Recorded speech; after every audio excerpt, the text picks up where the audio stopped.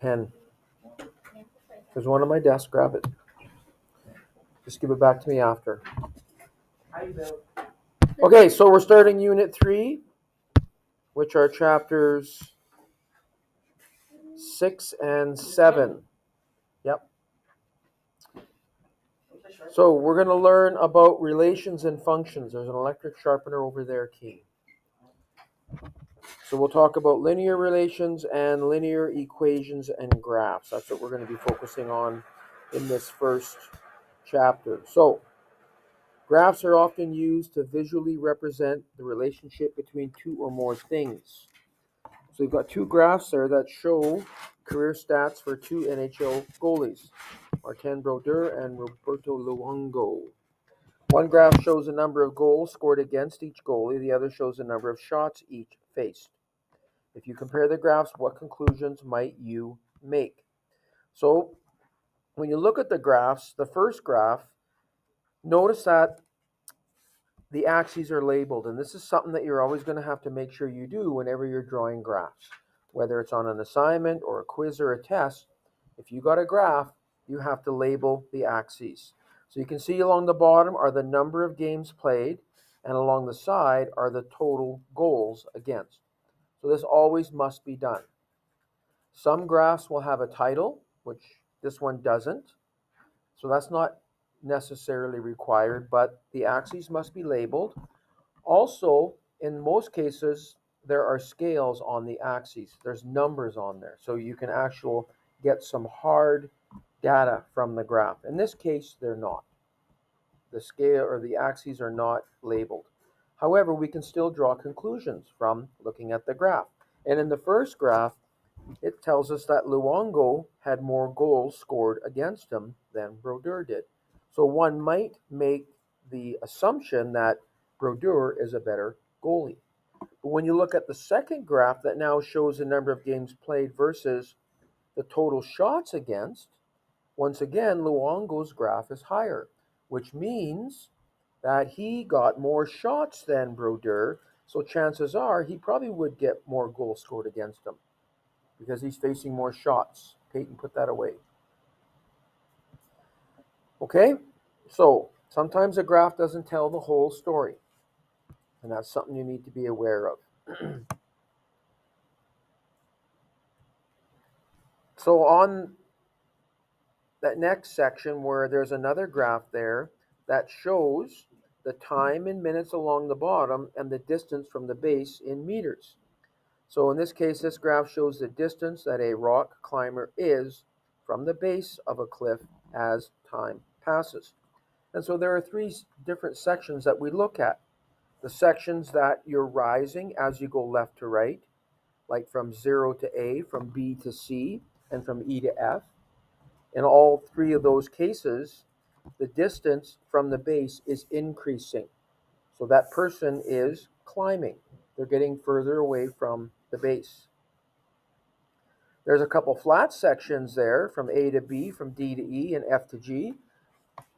So that would be where the person is probably resting.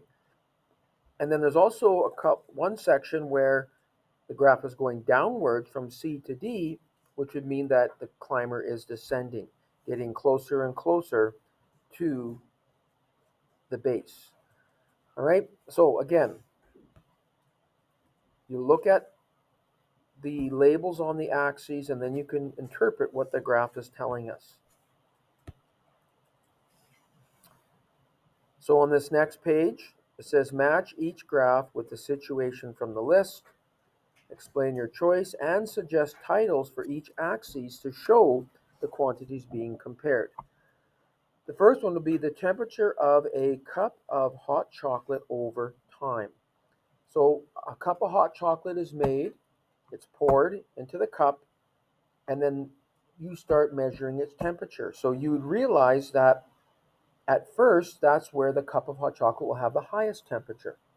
And as time goes on, the temperature would decrease. In many of our graphs, time will be along the bottom axis. So That's what you'd have here, and along the side you would have the temperature of the hot chocolate. Was it not on? There we go. Hmm? And I didn't write anything else. All right, so we've dealt with that first scenario.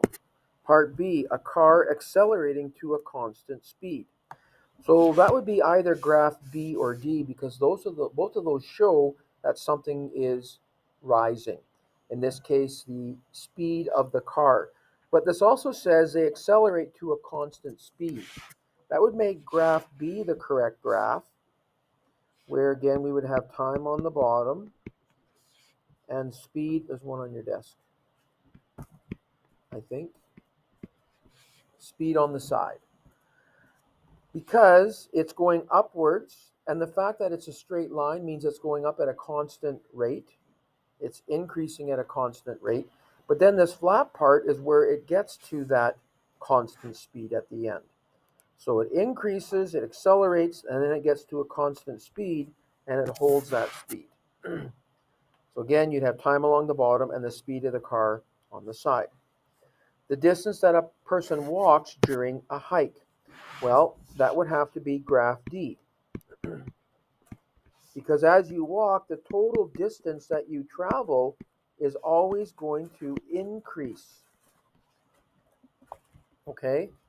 The total distance traveled would always increase. Now, if you talked about a person that went on a hike and then they ended up back where they started, and you said that you wanted to put the distance from the start on the y-axis, then you could use graph A there. That would show that the distance from the start is increasing, it reaches a maximum, and then it starts to decrease, meaning the person is getting closer to the starting point. So if it was distance from the start, you might use graph A, but it's not, it's total distance. So that's why we're using graph D. And that leaves graph A for scenario D, where we have the height of a soccer ball measured against the time after it's kicked. And it makes sense. You kick the soccer ball, it's going to go up to a maximum height, and then it's going to start to fall and get down to a height of 0 when it hits the ground. Okay, so again, whenever you are asked to do a graph, you have to label the axes. And in most cases, we'll have a scale on each axis as well. Brody, you need this. Did you see Mr. Duncan? It's my first day. I want to. Okay.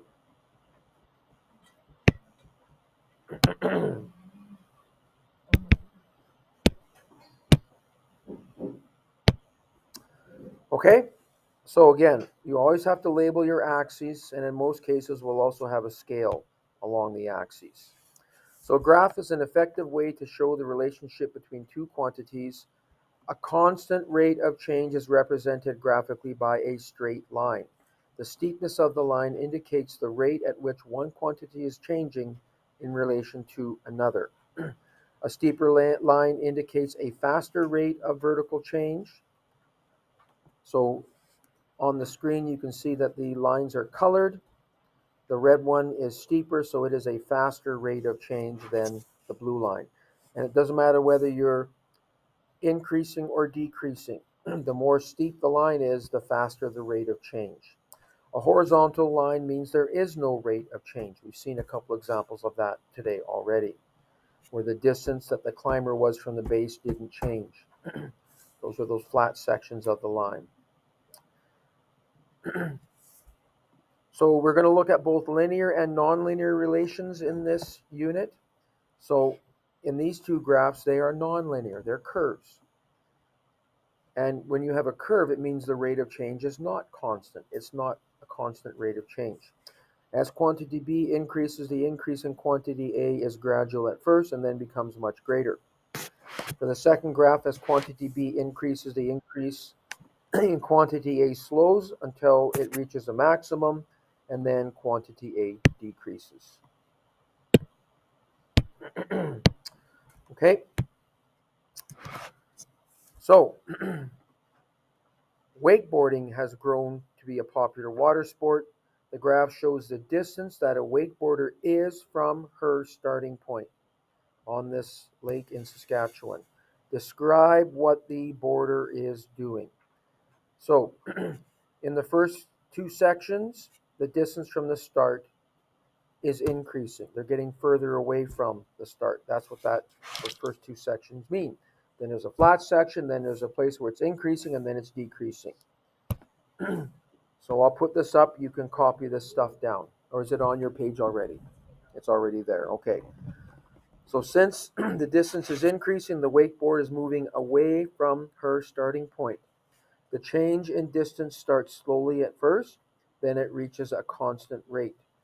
Then from B to C, the distance is not changing. So if we label these points on here, so it's 0 to A to B, B to C, the distance is not changing. So again, that means that the rider has either stopped or they might be on a path that keeps them at a constant distance from the starting point. Then from C to D, again, the distance away from the starting point is increasing. And if we compare the first three sections where the distance is increasing, it's that last one, C to D, that is the steepest. So that means they're moving away from the starting point at a faster rate than the other two sections. Okay. Then from D to E, the distance is decreasing quickly. The rider is moving towards the starting point at a fast rate. E to F, the distance is not changing. So again, they're either stopped or they could be traveling on a path that keeps the distance from the starting point a constant. And then from F to G, the distance decreases to 0, which means they get back to their starting point.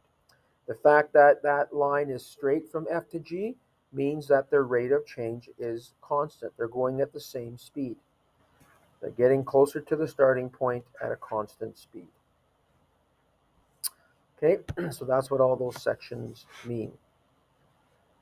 So this graph shows the speed of a boat that is pulling a wakeboarder. Describe what the boat is doing. So try this one on your own. Okay.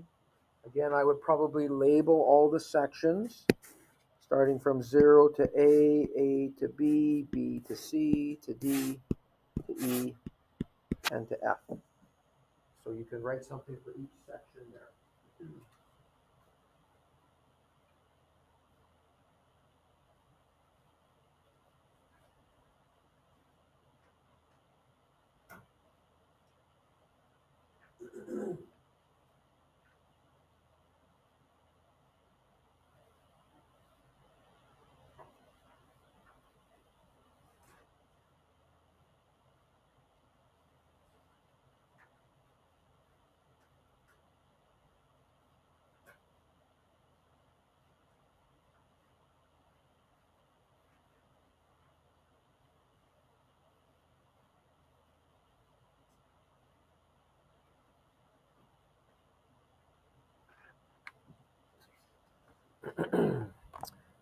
So again, it's important to recognize what is being measured here. It's the speed of the boat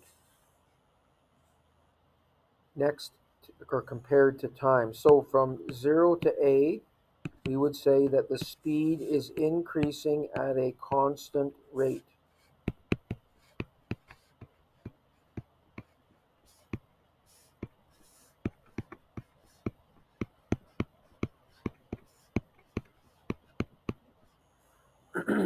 Then from A to B, the speed is going at a constant rate. So the boat is traveling at a constant speed.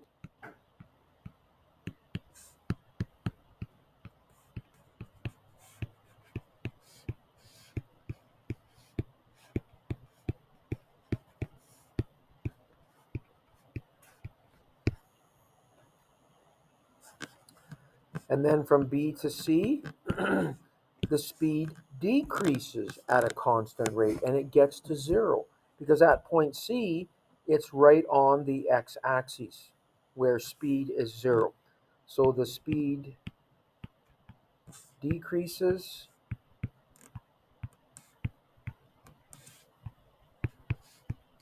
at a constant rate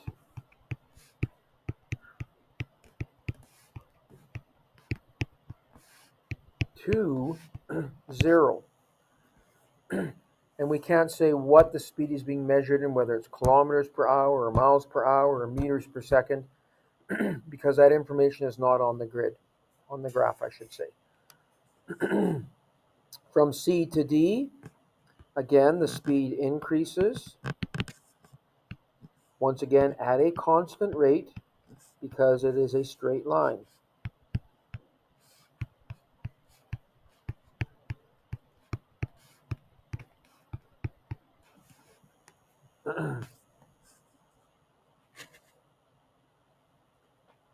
And I forgot to put the word increases there, so let's add that in here. So that's from C to D. So once again, from D to E, it travels at a constant rate, at a constant speed, I should say. So the boat travels at a constant speed, same as A to B.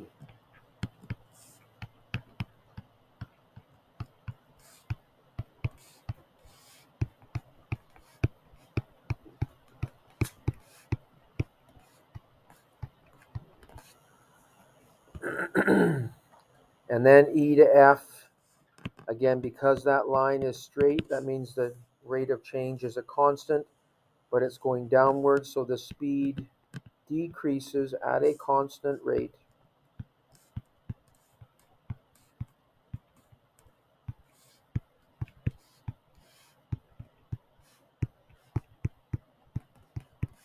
Once again, to get to 0. Because it hits the x-axis, which is where speed is 0. And again, all these sections of the graph have a straight line in them, which means that things are happening at a constant rate, whether it's maintaining a constant speed or it's increasing at a constant speed or decreasing at a constant speed. The straight line sections tell us that. Okay.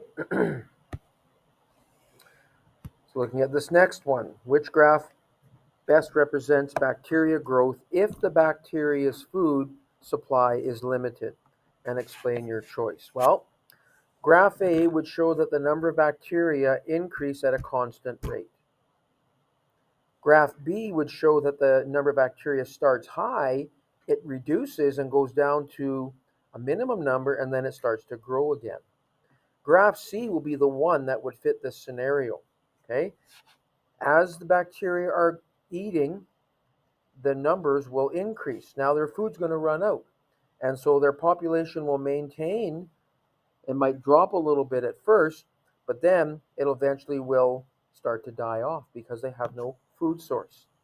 So graph C is the best choice. And again, you have it written in your package already.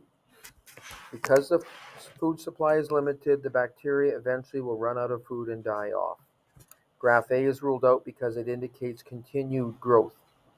Graph B is not correct. It shows the number of bacteria decreasing at the start while the food supply is high, reaching a low point and then increasing, when in fact the exact opposite will happen. It will increase initially. It will increase initially, but then it'll go through a period of where they die off because there is no more food. So which graph best represents a person's height as they grow? So all of these graphs show that the height is increasing, so we can't eliminate any of the choices because of that. If we look at graph A, though, that shows that the person's height is increasing at a steady rate. It reaches a maximum and immediately starts to decrease. So there's a couple of reasons why this graph is not correct. Number one, most people have their biggest growth spurt when they are between 0 and 12 years old. And then after that, they're still growing, but just not at such a high rate. This graph, graph A, shows that the growth rate is constant. It also shows that once a person reaches their maximum height, they immediately start to lose height. Well, that doesn't happen. So we can eliminate graph A because of that. Graph B and graph C are similar. Graph D also shows that the growth rate at the start is more or less constant. Okay, and then it reaches a maximum for a brief period and then starts to go down. Again, this would not be the correct one because the growth rate at the start should be significantly greater than later on. Also, they would maintain their maximum height for a fairly long period of time. Now, it is true that a person's height does decrease as they get older. The difference is small, but it happens. And the reasons for that is people's joints, like their knee joints, they compress over time. Okay, as a person gets old, the cartilage in their joints actually starts to disappear, and it actually makes people get a little bit shorter because as that cartilage disappears, their joints compact a little closer together. So you lose a little bit of height because of that. So now we're down to graph B or C. Again, graph C is wrong because it shows the initial growth rate to be less than the later growth rate, but also it shows that once a person reaches their maximum height, they immediately start to get shorter. That is not true. Graph B is the correct one because Keene knew it. So it must be right. Oh my god, that was so good. Because, again, the initial growth rate is steeper, which is true. That's what happens. Most people have their largest growth rate in their first 10 to 12 years. Then they're still growing, but just not as rapidly. They get their maximum height and they stay at that height for a while. And then as they get older, again, sometimes there's a little bit of compaction that happens in a person's joints, and so they get a little bit shorter, just a little bit. Okay, so we would say that graph B is correct because a person's growth rate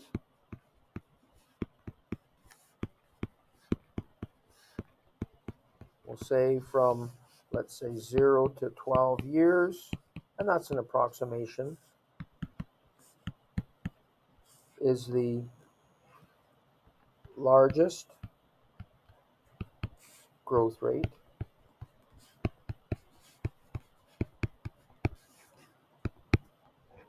They continue to grow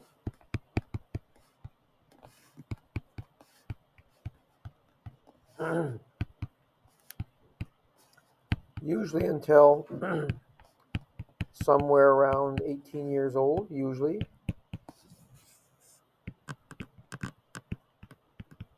Everyone's different.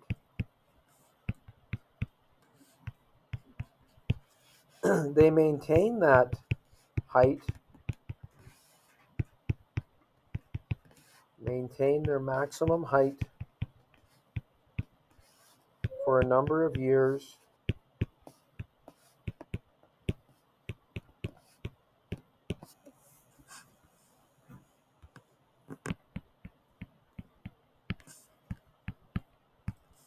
Then lose a bit of height.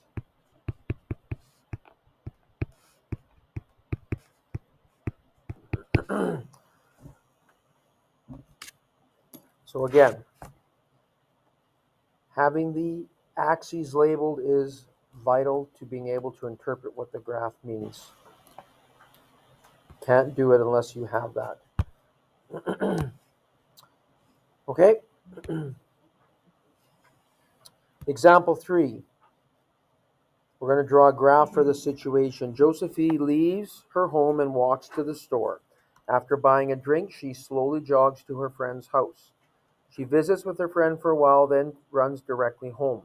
Using the distances shown, draw a distance time graph that shows Josephine's distance from her house and explain each section. So that's already there for us, right? We've got the graph and it says, there is no change in Josephine's distance from home while she is visiting her friend. This line segment is longer than the segment where Josephine was at the store to show that she spent more time at her friend's house. Josephine's distance from home does not change while she is at the store. Josephine is jogging at a constant rate. This line segment is steeper than when she was walking because she jogs faster than she walks. Josephine walks to the store at a constant pace. Her distance from home steadily increases. She runs faster than she jogs, so this line is steeper and she covers more distance in less time. So, it says first she leaves her home and walks to the store. So if you look at what this thing shows, it shows that from her home to the store it's 1 kilometer, and then from the store to her friend's house it's 3 kilometers.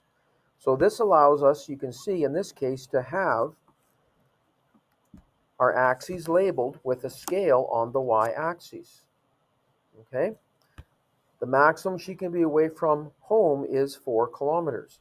It's 1 kilometer to the store and another 3 kilometers to her friend's house. So the first section, she leaves her home and walks to the store. So notice that this line is changing at a constant rate, which means she's walking at a constant speed, but it's not as steep as the other two sections where the line is either increasing or decreasing, because walking is the slowest speed. She also jogs and she also runs. Jogging is faster than walking, so that's a steeper graph. Running is faster than the other two, so that's a steeper graph as well. So there's the first section. Now again, we don't have time on the, or labeled on the bottom, because we're not told how long it took her to get to the store, how long she visited her friend, and how long it took to get home. We're not told that. So we can't put any numbers on the bottom scale. So after buying a drink, so she's at the store for a little bit to buy a drink. That section is flat. The distance from her house is not changing, but then she jogs to her friend's house. And we know that her friend's house is 4 kilometers away from home. That's why this line corresponds to a height of 4 kilometers. Then she visits her friend for a while, so her distance from her house is not changing. And then she runs home, and she runs faster than she jogs, so that's why this line is steeper than the other two. And also she gets home, so the distance from her house is 0. Right? So there's that graph, and again, because we're not told how long it took her to get to the store, how long she visited her friend, and how long it took to get home, we cannot put actually numbers. We cannot put any numbers on that bottom scale, the time scale. Okay? From the same scenario, using the distances shown, draw a distance time graph that shows the distance that she is from the store. So we can do this on the same graph. We want to show the distance that she is from the store. So I'm just going to change my colors here. I'll use blue. And so when she is home, she is 1 kilometer from the store. Right? Her house is 1 kilometer from the store. So at time 0, she is at home. She is 1 kilometer from the store. And then she walks to the store to get her drink. So for that section, she is at the store, so she is 0 kilometers from the store. So let's change the scale over here. We'll just use the same color that we're using on our graph. This is the distance from the store in kilometers. And she stays at the store while she buys her drink. So in that section, the distance from the store doesn't change. It's still 0. Then she jogs to her friend's house, and her friend lives 4 kilometers away from the store.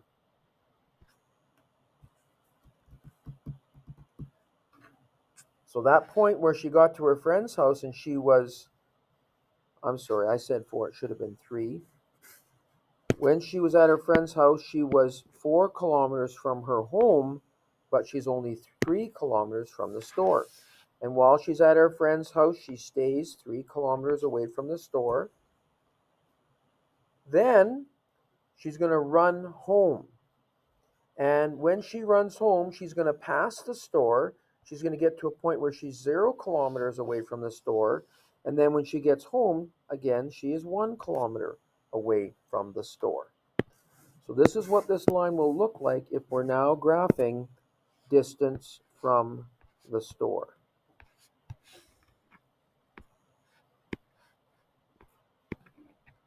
So again, as she's jogging home, she's going to get to the point where she passes the store and then jogs home. And the only thing we probably should do here is just change those two lines should be the same slope. Those last two lines where she's jogging home, they should have the same slope. So by changing what's being labeled on the y-axis to distance from the store instead of distance from home, Brock, you're with us? Okay, it makes sense? I'm just asking, it makes sense? Okay, good, good. Okay, so it changes the graph. But once again, because we're not given any times, we cannot put those numbers on the bottom. In most cases, though, when you draw your graphs, you must do that. You're going to be given the information to label the axes as well, choose a suitable scale. Okay? So we're going to stop there for today. You should work on these questions on page 274 to 277. Number 2, 3, 6, 10, 11, and 13. I will post these to Google Classroom so you can check your answers. So you should do that. Right? Some of you did not do very well on that test yesterday. I did pretty good. For a couple of reasons, I'm sure. Number one, maybe not doing your homework on it every day like you're supposed to. That practice is important. Secondly, most of you didn't hand in that review assignment, so most of you probably didn't have it done. And I told you, you need to do that review assignment. That's going to prepare you for that test.